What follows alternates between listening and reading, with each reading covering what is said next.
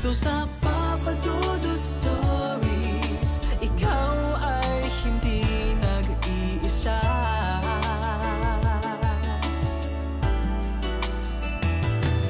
Marami na tayong narinig na kwento ng katatakutan na nangyari sa sarili nilang mga bahay. Pero kahit na ilang beses na nating narinig ang ganitong uri ng istorya, ay patuloy pa rin po itong nagbibigay ng takot at kilabot sa ilan. Marahil ay naiisip ng marami na ang ganitong kahindik-hindik na pangyayari ay maaari din na mangyari sa kanilang tahanan. Ano nga ba ang pwedeng mangyari sa iyo at sa pamilya mo kung sakali na ang bahay ninyo ay may madilim at madugong nakaraan? Dear Papa Dudut, magandang araw sa ating lahat. Nagpadala ako ng letter kasi gusto kong i-share ang isang kwento sa buhay ng pamilya ko na hindi ko makakalimutan. Alam ko nagasgas na ang ganitong kwento na may nagmumulto sa isang bahay. Pero siguro kahit papaano ay iba ang sa amin. Tawagin niyo na lamang po ako sa pangalan na Vina. 45 years old at isang housewife. Meron akong 2 anak at ang asawa ko naman ay nagtatrabaho sa Qatar sa ngayon. Mahirap na malayo ang asawa ko sa amin pero dahil sa mas okay ang kita sa ibang bansa, ay kailangang magsakripisyo ng mister ko para sa amin at sa future ng mga anak namin. Ang ikikwento ko pala ay nangyari doon sa unang bahay na inupahan namin noong naisipan na naming bumukod ng asawa kong si Jonas.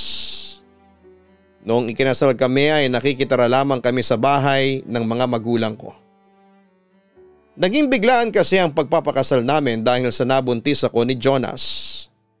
Laking pasasalamat ko sa Diyos na pinanagutan ako ni Jonas kahit na natakot din ako noong una. Natatakbuhan niya ako. Pinatunayan niya sa akin na responsable siya, Papa Dudut. Aniya sa kasal din naman ang tuloy namin pero napaaga nga lang.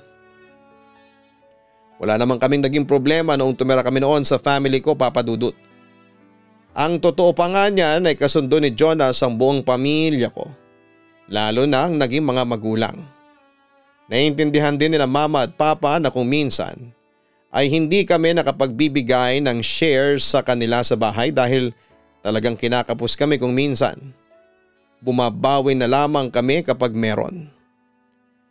Pero kahit okay kami noong una sa bahay ng mga magulang ko, ay nangangarap pa rin kami ni Jonas na magkaroon kami ng sarili naming bahay. Yung masasabi naming amin talaga. Kahit na hindi malaki basta komportable kami ng aking pamilya. Hindi rin kasi pwedeng habang buhay ay nasa poder kami ng mga magulang ko. Mas okay pa rin ang may sarili kaming bahay. Nagkaroon lamang ng problema nang biglang mag-asawa ang panganay kong kapatid na babae. Doon din sila tumira ng asawa niya. Nang magkaroon na sila ng anak ay medyo dumami na kami, lalo na at 2 na ang anak namin ni Jonas ng panahong yon. Nagkakaroon na ng hindi pagkakasundo at sagutan sa pagitan namin ng kapatid ko, Papa Dudut. Kaya para maiwasan ang mas matindi pang pagtatalo o away ay nag-decide kami ni Jonas na bumukod na. Nakikita rin kasi minsan ni Jonas na sinusungitan ng kapatid ko ang anak namin pero wala siyang magawa. Masakit yon para sa aming dalawa. Pinag-usapan namin ni Jonas ang bagay na yon at una naming naging option ay ang kumuha ng bahay na hulugan.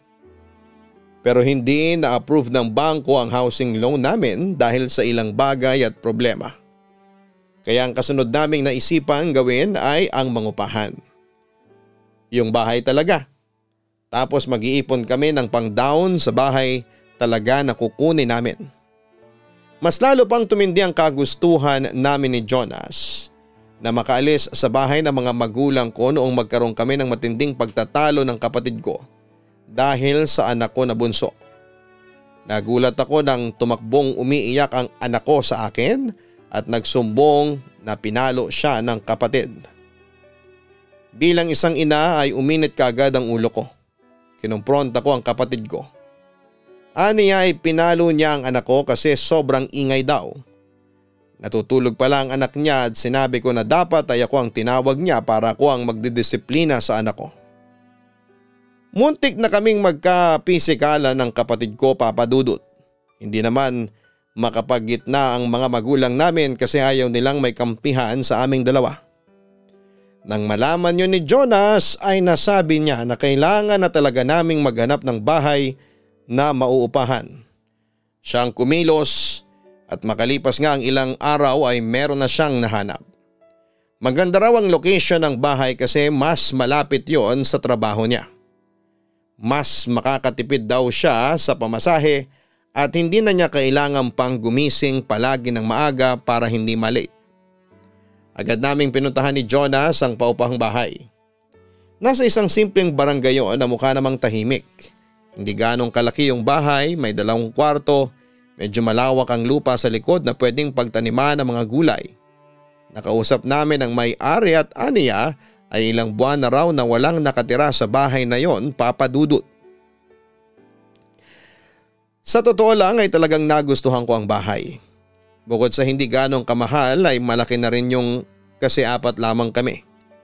Sa pangamba namin na baka maunahan kami dahil sabi ng may-ari ay merong pamilyang tumingin sa bahay na yon.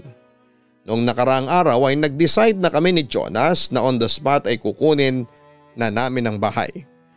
Nag-down at advance na rin kami para sure na kami na ang titira doon. Pagbalik namin sa bahay ng mga magulang ko ay nagsabi na ako sa mama ko na unti-unti na kaming maglilipat ng mga gamit namin sa bahay na uupahan namin.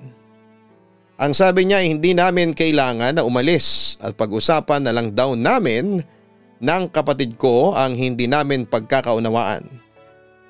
Nang panahon na yon ay wala pa sa kagustuhan ko ang magkaayos kami ng kapatid ko dahil malaking bagay para sa akin yung ginawa niyang pamamalo sa anak ko. Sinabi ko kay mama na ayoko munang makipag-ayos sa kapatid ko nang may galit pa ako. Pero syempre gusto ko pa rin na maging okay kami lalo na at kapatid ko siya. Kung hindi ko na kayo mapipigilan ay wala na akong magagawa. Basta kapag may oras kayo ha, dalhin mo dito ang mga apo ko, ang sabi pa ni mama. Wala pong problema ma. O kaya pwede rin kayong pumunta roon ni Papa sa bahay.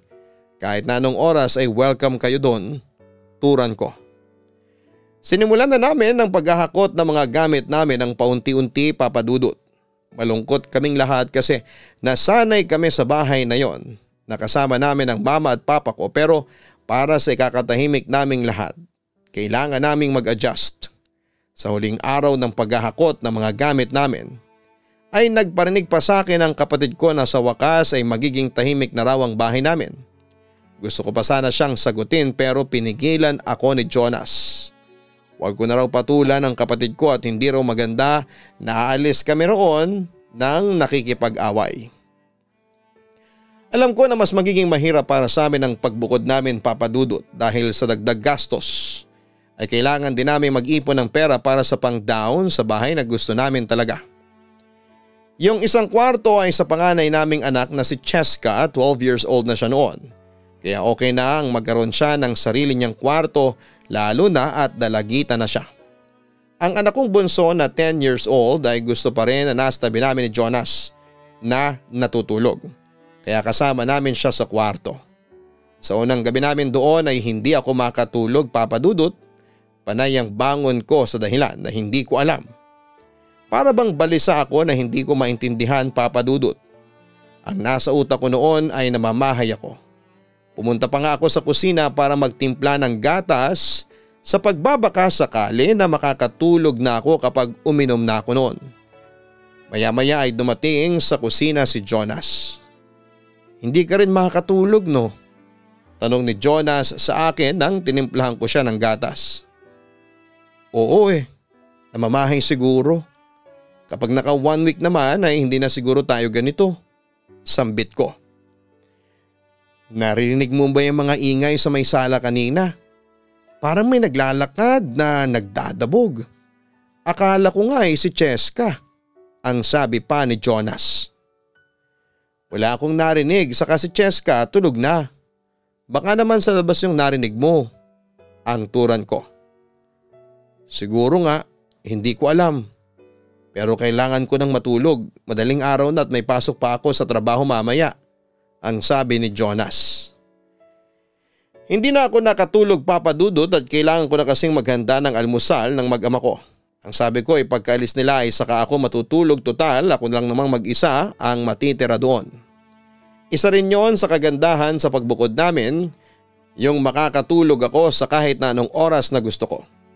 Doon kasi sa bahay ng mga magulang ko ay hindi yon pwede kasi mapapagalitan ako. Siyempre kailangan ko pa rin na kumilos doon dahil maraming dapat na gawin. Nang makalis na ang mag-ama ko ay naghugas muna ako ng pinagkainan at inayos ang mga gamit namin na hindi pa nakaayos. Pagkatapos ay nagpunta na ako sa kwarto at natulog. Siguro may 1 oras na akong nakakatulog nang makarinig ako ng malakas na ingay sa labas ng kwarto. Yung parang may nalaglag na tao sa mataas na lugar tapos ay bumagsak sa may sahig. Nagulat ako at napatakbo palabas ng kwarto. Akala ko kasi ay may ibang taong nakapasok sa bahay namin pero nilibot ko ang buong bahay ay wala naman akong nakita. Nakalakang pinto ng bahay, bintana at ang gate. Hindi ko tuloy alam kung nagkakamali lang ba ako ng pagkakadinig o kaya ay baka panaginip ko lamang yon. Gusto ko pa sanang matulog kasi maaga pa pero hindi ko na magawang makabalik sa pagtulog. Ang naisipan ko na lamang na gawin ay bumili ako ng mga stock ng pangluto ng ulam para sa hapunan namin na mag-anak. May nakita kasi akong bilihan ng mga karne at gulay sa malapit kaya doon ko na lamang naisipan na bumili para hindi na ako gumastos sa pamasahe. Hindi na ako nagtagal sa pamimili at halos inabot lamang ako ng mahigit kalahating oras. Binubuksan ko na ang gate nang may isang babae na siguro matanda sa akin ng ilang taon nang tumawag sa akin. Nagpakilala siya bilang si Clara. Nakatira siya sa bahay na nasa tapat namin. Mukha naman siyang mabait kasi nakangiti siya palagi. Maliwalas ang mukha niya, Papa Dudut. Tinanong niya ako kung ako lang ba ang nandun at ang sabi ko ay hindi dahil kasama ko kako ang asawa at 2 anak ko. Butit may mga kasama ka. Akala ko'y mag-isa ka lang. Kumusta naman ang unang gabi ninyo dyan? Tanong pa ni Clara. Okay lang po, medyo namamahay kaya hindi agad nakatulog. Pero bakit niyo po pala nasabi na butit meron akong kasama o sisa ko? Naku, wag na. Baka isipin mo ay tinatakot kita. O kaya baka makarating pa sa may-ari ng bahay. Sabihin na ay naninira ako. Mas mabuti nang hindi mo siguro alam at kayo na lamang ang makatuklas. Nakangiting sagot pa ni Clara. Ate naman, pabitin ka pa. Sana hindi mo na lang sinabi. Sabihin mo na po at hindi ako makakatulog niyan. Huwag po kayong mag-alala kasi hindi ko sasabihin sa may-ari kahit na ano ang mangyari. Pabiro ko pang sabi. Nakita ko na nag-alinlangan pa si Ate Clara na sabihin sa akin pero sa huli sinabi rin niya sa akin. Ayon kay Ate Clara ay walang tumatagal sa bahay na inuupahan namin dahil sa meron daw doong nagpapakita at nagpaparamdam na mga multo. Punong-puno raw ng negative vibes ang bahay na yon dahil sa mga hindi magagandang nangyari roon sa orihinal na mga nakatira doon. Sa pagkakaalam daw kasi ni Ate Clara ay pinag-aagawan ng magkakapatid ang lupa na kinakatayuan ng bahay na yon. Hanggang sa nagulat na lang daw silang lahat nang malaman nila na pinatay sa mismong bahay na yon ang mag-asawa na nakatira. Nadamay pa raw yung anak na dalaga at pinagsamantalahan pa bago pinatay. Nahuli naman daw ang salarin pero namatay na lamang daw ito sa kulungan nang hindi umamin kung sino ang nag-utos dito na gawin ang karumal-dumal na krimen. Ang sabi pa sa akin ni Ate Clara, ilang taon nang abandonado ang bahay na yon. Marami raw kwento ang mga taga doon na may naririnig na umiiyak kapag napapadaan sa harap ng bahay na yon tuwing gabi. Kuminsan daw ay merong sumisigaw na humihingi ng tulong. Kahit nga raw ang asawa niya ay may nakitang babae na nakatayo sa bintana sa harapan. Lasing daw ang asawa niya noon pero nawala ang pagkalasing. Nang makita ang babae, Sa totoo lang, Papa Dudut, ay kinilabutan ako ng sobra sa kwentong narinig ko. Pero hindi ko yun sure kung totoo ba ang mga kwentong yon ni Ate Clara at gano'n na lamang ang iniisip ko. Alam mo ba? Ilang beses nang pinabless ang bahay na yan pero walang nangyayari. Yung mga nauunang umupa dyan umalis din kaagad. Walang umaabot ng 1 taon. Kaya hindi na ako magtataka kung ilang buwan din ang itatagal nyo dyan, ang sabi pa ni Ate Clara. Nakakatakot naman po ang kinuwento ninyo sa akin, sambit ko. Sabi ko na sa iyo, hindi ba? Ayoko magkwento kasi matatakot ka, ang turan pa ni Ate Clara. Pero mukhang okay naman po yung bahay. Wala po sa amin ang may third eye kaya hindi naman siguro namin sila makikita o mararamdaman kung totoo sila, ang wika ko. Naku, kung magsalita ka parang duda ka pa sa mga sinabi ko. Wala akong dahilan para magsinungaling sa iyo. Hindi ko kaaway ang may-ari. Ang sakin lang ay nagpapaalala lamang ako sa iyo, ang sabi pa ni Ate Clara. Nagpasalamat naman ako kay Ate Clara para sa concern niya, pero sinabi ko sa kanya na malabong umalis kagad kami sa bahay na yon kasi yun na lamang ang pinakamurang bahay na nagustuhan namin. Sabi ko pa ay hindi pa kami pwedeng umalis doon hanggang wala pa kaming naiipon ni Jonas para makabili kami ng sarili naming bahay. Pinayuhan ako ni Clara na palaging magdarasal. At kung may mararamdaman o makikita man kami ay huwag na lamang naming pansinin. Ang sabi niya, kapag daw nalaman ng isang kaluluwa na nakikita o nararamdaman nito ng isang tao ay mas lalo itong manggugulo. Lalo na raw ang mga kaluluwa ng pinatay sa bahay na yon na hindi nahuli ang totoong nag-utos sa mga pumatay sa mga ito. Hanggang sa panahon daw na yon ay naghahanap pa rin ng hustisya ang mga kaluluwang nasa bahay kung saan kami nangungupahan. Matapos ang pag-uusap namin ni Ate Clara ay pumasok na ako sa bahay. May kilabot akong naramdaman, lalo na at ako lamang ang mag-isa doon. Hindi mawala sa utak ko ang kwento ni Ate Clara. Kaya hinayaan kong nakabukas ang main door para kung sakali na may mangyaring kung ano ay makakatakbo kaagad ako palabas. Kahit pa kinukumbinsi ko ang sarili ko na hindi totoo ang kwento ni Ate Clara ay natatakot pa rin ako. Nang dumating si Jonas mula sa trabaho ay sinabi ko sa kanya ang naikwento ni Ate Clara tungkol sa bahay na yon. Bakit ka naman maniniwala ka agad? Malay mo ay gawa-gawa lamang ang kwento na yan, ang sabi pa ni Jonas. Hindi sa naniniwala ko, kunento ko lang sa iyo para alam mo, ang sabi ko. Saka kung may ganong nangyari rito, siguro isasabihin sa atin ng may-ari, ang sabi ni Jonas. Sa tingin ko mali ka. Kung totoo yun ay hindi niya sasabihin kasi wala nang uupa dito. Turan ko. Sinabi sa akin ni Jonas na huwag ko nang isipin ang kwentong yon. Huwag ko na rin daw yung banggitin sa mga anak namin at baka matakot ang mga ito. Isa pa, kung aalis daw kami sa bahay na yon ay duda siya na makakahanap pa kami ng ganong kamura na kaya ng budget niya. Huwag daw akong mag-alala kasi once na makaipon na kami ay kukuha na kami ng sarili naming bahay. Kaunting tiis na lang daw. Malaki ang tiwala ko sa aking asawa, Papa Dudut, at kilala ko siya na kapag meron siyang pinangako o sinabi ay ginagawa talaga niya. Kaya alam ko na darating ang araw na makakalis din kami sa inuupahan naming bahay at lilipat na kami sa sarili naming bahay. Naging maayos ang unang buwan namin sa bahay na yon kaya nawala na rin ang takot ko sa ikinikwento ni Ate Clara sa akin. Noong tanungin nga ako ni Ate Clara kung nakapag-decide na ba kami na umalis ay sinabi ko na malabo yung mangyari. Sabi ko sa kanya mukhang magtatagal pa kami roon hanggang sa kaya na naming bumili ng sarili naming bahay. Wala naman kasi kaming nararamdaman na kakaiba o nakakatakot. Walang babaeng umiiyak at wala rin kaming nakikitang multo. Sinabi rin ni Jonas sa akin na tama lang na huwag kong paniwalaan ang mga kwentong maririnig ko. Lalo na at hindi pa namin masyadong kilala ang mga kapitbahay namin. Ngunit matapos ang unang buwan ay doon na unti-unting nagsimula ang mga hindi may paliwanag na pangyayari. Hindi lamang ako o si Jonas ang nakaranas kundi maging ang mga anak namin, Papa Dudut. Una nga ay kay Cheska. Hapon noon nangangapit bahay ako kina Ate Clara para makipagkwentuhan at kasama ko ang bunso ko. Nasa trabaho si Jonas kaya si Cheska lamang ang nasa bahay. Iniwan ko si Cheska na nanonood ng TV sa may sala.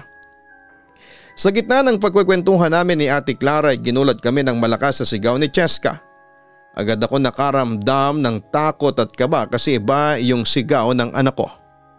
Para bang may nangyari na nakakatakot. Nagmamadali akong lumabas ng bahay ni Ate Clara at iniwan ko muna ang bunso ko at tumakbo ako papunta sa bahay namin. Nakasalubong ko sa gate si Cheska na nanginginig at takot na takot. Anong nangyari? Bakit ka sumisigaw? Natataranta kong tanong kay Cheska. Yumakap pa siya ng mahigpit sa akin. Mama, may babae sa bahay.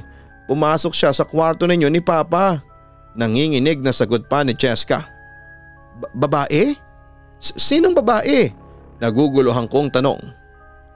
Ang sabi ni Cheska habang nanonood siya ng TV ay may napansin siyang naglakad sa may kusina. Pabalik-balik daw. Hindi niya raw pinansin noong una kasi ang akala niya ay ako. Baka raw sa may likod ako dumaan kaya hindi niya ako nakitang pumasok sa main door. Pero nang tignan na raw niya yung naglalakad ay nagulat at natakot siya kasi hindi ako ang nakita niya. Isa raw babae na hindi sumasayad ang paa sa may sahig. Nakayuko raw ito at may kahabaan ng buhok. Medyo malabo daw ang imahe ng babae, Papa Dudut.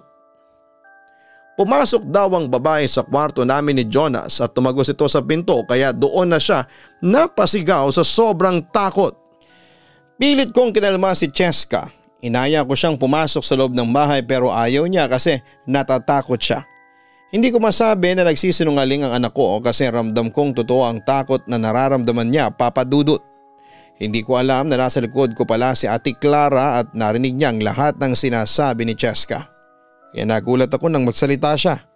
Di naniniwala ka na sa sinasabi ko dati na may mga multo sa bahay na yan, ang turan pa ni Ate Clara. May multo sa bahay natin, Mama? Tanong ni Cheska. Ate Clara, mas lalo mo lang tinatakot ang anak ko, ang sabi ko. Sinabi ko kay Cheska na walang katotohanan ang sinabi ni Ate Clara at walang multo sa tinitirhan naming bahay. Pero tinanong ako ni Cheska kung paano ko ipapaliwanag yung babaeng nakita niyang tumagos sa pintuan. Kung hindi raw yun multo ay ano raw yun? Hindi ako nakapagsalita sa tanong na yon ng anak ko, Papa Dudut. Hindi ko alam ang gagawin ko para mawala ang takot niya ng mga oras na yon. Para makumbinsi ko si Cheska na wala siyang dapat na ikatakot ay mag-isa akong pumasok sa bahay namin. Pagkapasok ko ay nagtaasan ng balahibo ko at sobrang lamig. Kakaibang lamig kahit mainit ang panahon. Una kong tsinek ang kusina at wala akong nakita. Sunod ay ang kwarto namin ni Jonas at wala rin akong nakitang babae. Imposible rin kasi na may ibang taong makapasok doon kasi nakalakang pinto sa may likuran. Sinundo ko na ang bunso kong anak kina Ate Clara at ang sabi sa akin ni Ate Clara ay simula na yon ang pagpaparamdam sa amin ng mga multo sa bahay na yon. Kung talagang wala raw kaming balak na umalis. At doon kami ng matagal ay lakasan namin ang aming loob. Hindi niya raw intensyon na manakot. Sinasabi lang daw niya sa akin ang katotohanan tungkol sa bahay na yon, Papa Dudut. Ang sabi ko kay Ate Clara ay baka nga totoo ang sinasabi niya.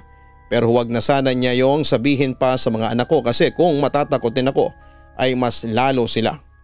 Ayoko na mabuhay sa takot ang mga anak ko sa bahay na yon dahil alam ko na matagal pa bago kami makaalis doon, Papa Dudut. Gusto ko ay maramdaman nila na ligtas sila sa bahay kung saan kami nakatira. Naintindihan naman ako ni Ate Clara at aniya ay mag-iingat na lamang kaming lahat lalo na at walang nakakaalam sa kung ano ang pwedeng gawin sa amin ng mga kaluluwa na naroon sa bahay. Mabuti na lamang at nakumbinsi ko na si Cheska na pumasok na sa bahay kasi kasama na niya ako pero ramdam ko pa rin ang takot niya, Papa Dudut. Mama, totoo ba yung sinasabi ni Ate Clara na may multo sa bahay natin? Tanong ulit ni Cheska sa akin. Hindi yun totoo, anak. Kilala mo naman ang Ate Clara mo, mabiro talaga. Pagsisinungaling ko. Ano pong ibig sabihin ng babaeng nakita ko? Tanong ni Cheska. Namalikmata ka lang siguro, anak. Ganyan din ako rito lalo na kapag mag-isa ako. Akala ko ay may tao pero wala naman. Saka ang hilig mo kasing magbasa ng mga katatakutan. Baka nadadala mo na sa totoong buhay yung mga nababasa mo. paliwanag ko.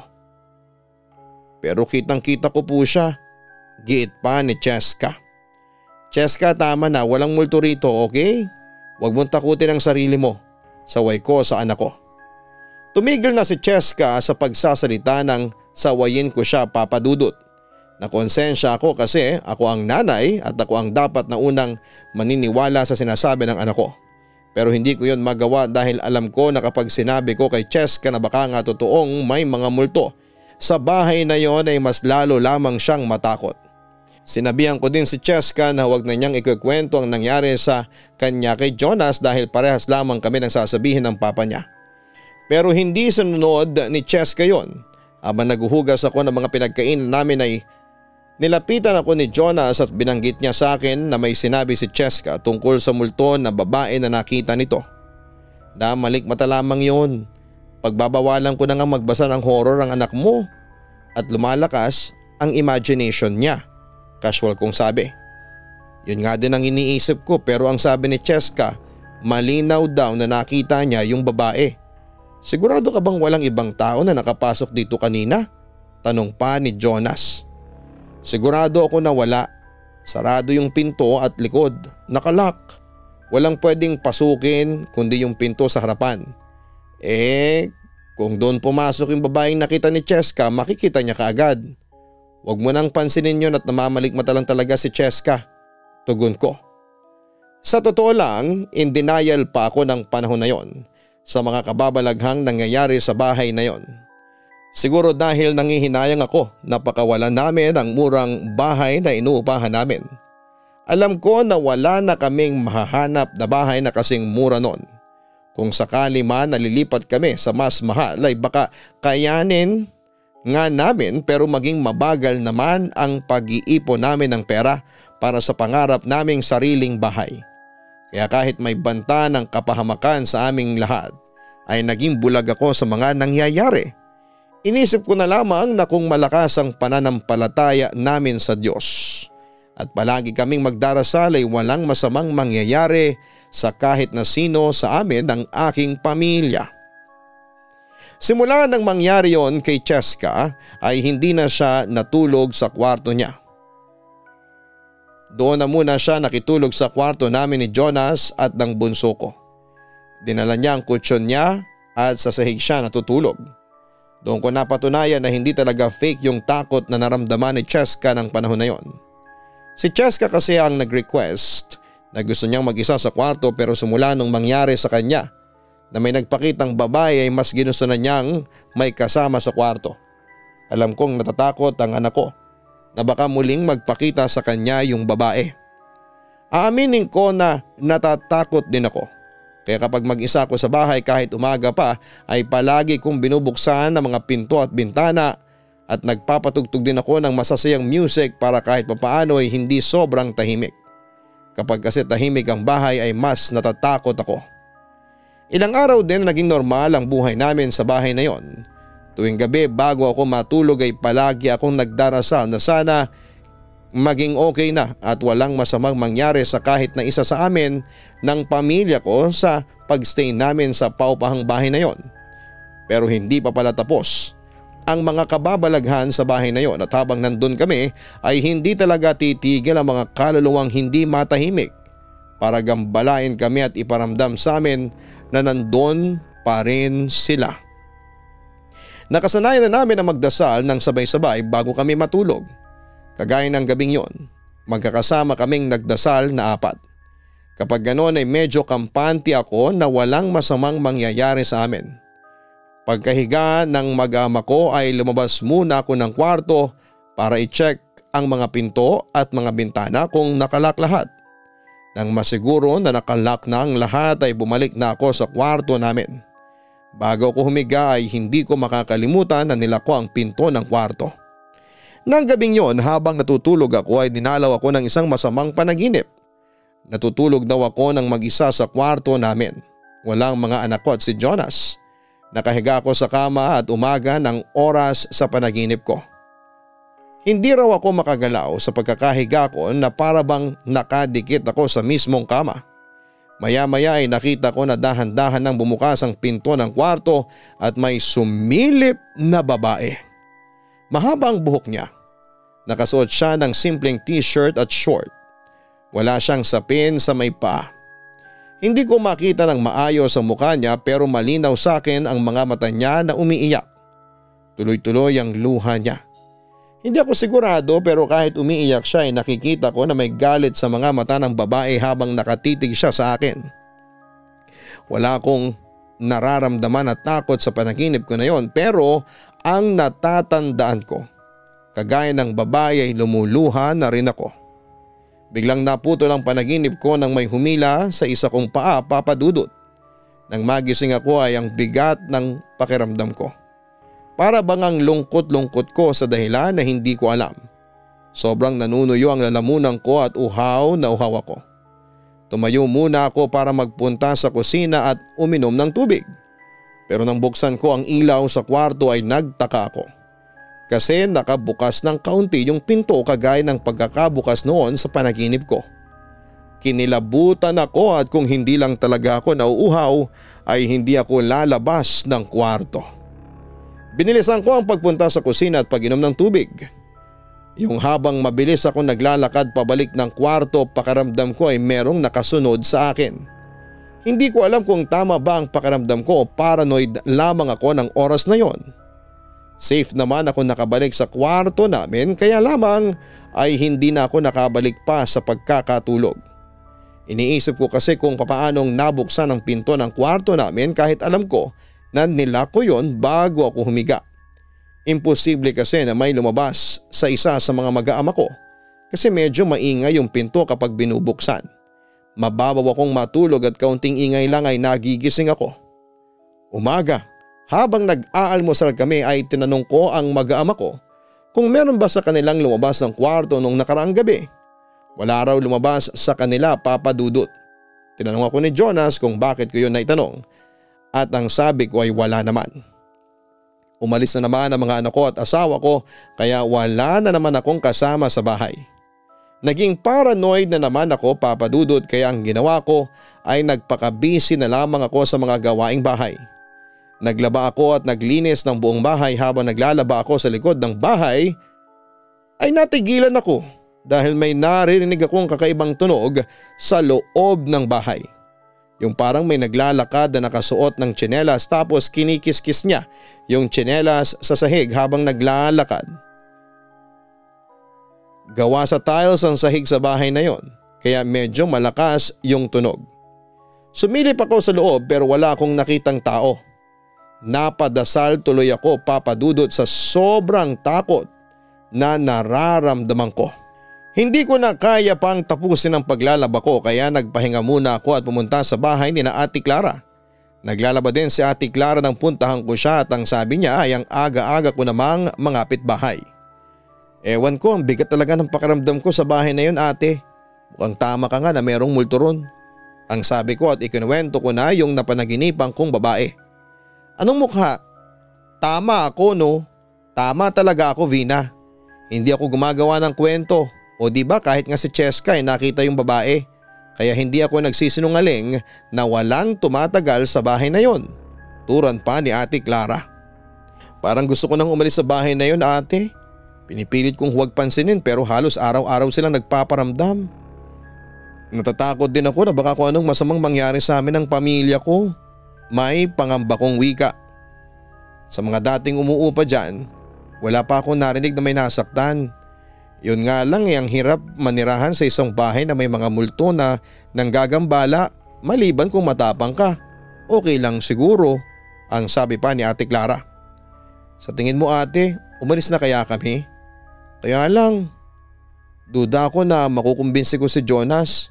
Parang ayaw niya kasing i-give up yung bahay na yun kasi mura. Turan ko. Mura nga pero pugad naman ang mga multo. Alam mo kung ako sa iyo, umalis na kayo. Maghanap kayo ng ibang malilipatan.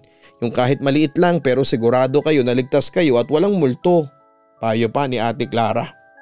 Pinag-isipan ko ng mabuti ang mga sinabi ni Ate Clara, Papa Dudut. Mas nanaig na sa akin na umalis kami sa bahay na yon kasi natatakot na ako sa mga pwede pang mangyari sa mga susunod na araw. Kahit duda ako na papayag si Jonas sa gusto ko na umalis kami sa bahay na yon ay kinausap ko pa rin siya. Pinaliwanag ko sa asawa ko na hindi na ako komportable sa inuupahan naming bahay at natatakot na ako. Kung ako lang kasi ay pwede akong magtiis pero ang mga anak ko lalo na si Cheska na naka-experience ng kababalaghan sa bahay na yon ay hindi ko alam. Pwede naman tayong umalis dito kung iyan ang gusto mo. Hindi dahil sa naniniwala ako ng merong multo sa bahay na ito ha. Ayoko lang na nasa isang lugar tayo na natatakot ka. Hayaan mo't maghahanap ako ng mas murang mauupahan pa, ang sabi ni Jonas. Salamat, akala ko hindi ka papayag. Kahit murang apartment lang, kahit na hindi na bahay talaga. Wika ko. Makalipas nga ang ilang araw ay muli akong kinausap ni Jonas at sinabi niya na meron na siyang nakitang apartment na may isang kwarto. Mas mura daw doon pero medyo mapapalayo siya sa trabaho niya. Wala naman daw problema yon sa kanya kasi noong nakatira pa kami sa parents ko ay malayo din naman siya sa workplace niya. Mag-a-adjust na lang daw siya. Pinuntahan namin ni Jonas ang sinabi niyang apartment at pinakiramdaman ko yon ng mabuti. Wala akong naramdaman na kakaiba o mabigat. Diretso ko na rin tinanong ang landlady kung meron bang multo o mga nilalang doon at natawa pa siya nang sabihin niyang wala. Nang sabihin ko kina Cheska at sa bunso ko na lilipat na kami ng tirahan ay natuwa si Cheska. Pero yun nga lang ay meron pang natitirang 2 weeks sa pagstay namin sa bahay na yon para sa buwan namin. Sabi ko ay gagamitin namin ang 2 linggo na yon para paunti-unting maglipat na mga gamit namin. Sa lumipas na 1 linggo ay naging okay ang lahat, Papa Dudut. Pero sa huling linggo namin ay may nangyari na namang kababalaghan. Gabi noon at tulog na kaming lahat. Nagising ako dahil niyuyugyug ako ni Jonas. Bakit? Ang nagtataka kong tanong kay Jonas. May umiiyak na babae. Parang nasa sala. Narinig mo ba? Pabulong na tanong ni Jonas sa akin. Kinilabutan ako nang may narinig akong babaeng umiiyak. Hindi lang isa kundi 2. Sinasabayan pa yon ng parang may kung anong hinihila sa sala. Ganon ang tunog na mga naririnig namin ni Jonas. Hindi naman malakas yung pag-iyak, kailangan pa naming makinig ng maigi para marinig yon. Talagang kinilabutan ako ng sandaling yon, Papa Dudut. Hanggang sa hindi na ako nakatiis. At maging si Jonas, matapang siyang lumabas ng kwarto at nagpunta siya sa may sala. Doon lang nawala ang pag-iyak. Sa medyo malakas na boses ay kinausap ni Jonas sa mga kaluluwa naroon. Sinabi ni Jonas na aalis na kami roon kung yon ang gusto ng mga multo. Sana raw ay makisama naman ang mga ito sa amin at ibigay na sa amin ang katahimikan sa ilang araw na pananatili namin doon. Sa pagkakataon na yun ay nakita ko na naniwala na si Jonas sa kababalaghan na nakabalot sa bahay na aming inuupahan noon, Papa Dudut. Nang malaman ni Ate Clara na aalis na kami sa bahay na yon ay hindi na siya nagulat. Inasahan na raw niya yon. Nakakalungkot nga lang daw kasi sa lahat ng mga umuupa sa bahay na yon ay ako ang pinaka naging kaklose niya. Sa huling araw namin ay dumating na sa bahay ang may-ari para formal na magpaalam sa akin. Hindi ako nahiyang sabihin sa kanya na bago niya paupahan ulit ang bahay niya ay siguraduhin muna niya na wala na roon ang mga kaluluwa.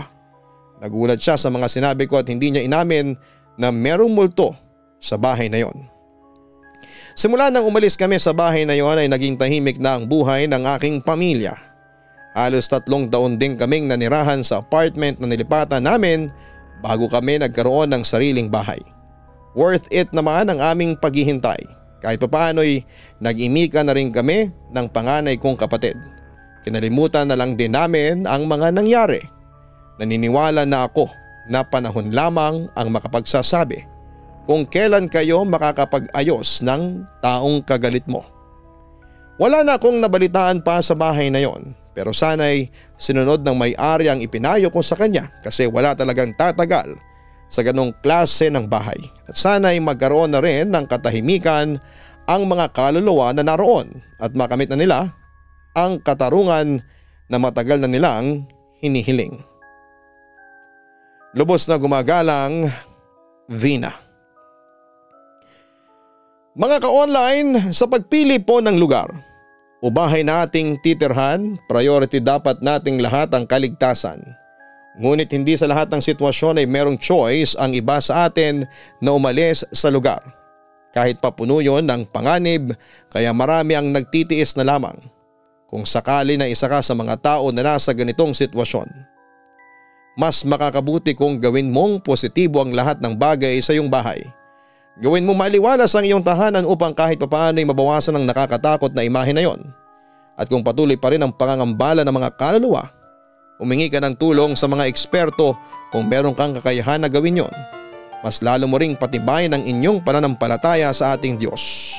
Nang sa gayon ay mabigyan tayo ng proteksyon na kailangan mo. Ang buhay ay mahiwaga, laging may lungkot at saya. Sa Papa Dudut Stories, laging may karamay ka.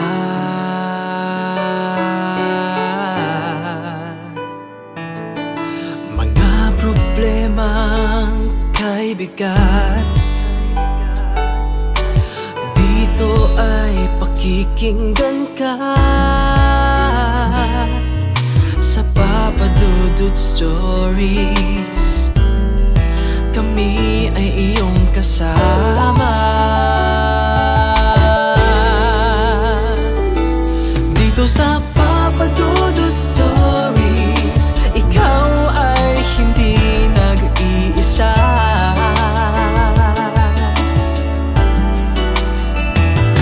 Dito sa Papa Dudut Stories, may nagmamahal sa'yo.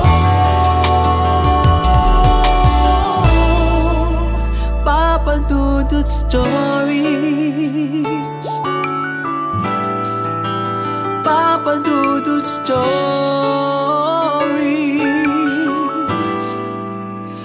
Papa Dudut Stories.